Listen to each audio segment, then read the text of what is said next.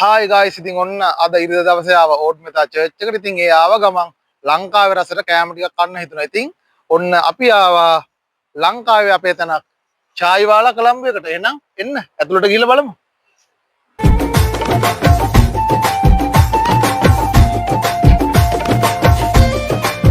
ඔන්න guys මම order කරා රයිස් ඇන්ඩ් කරි එකක්. මේකේ තියෙනවා බෝංචි, බටු මෝජු, චිකන්, පරිප්පු, කැරට් සම්බෝලයක්, ඒ වගේම එළවලු සම්බෝලයක් සහ පපඩම අපි කාලා බලමු.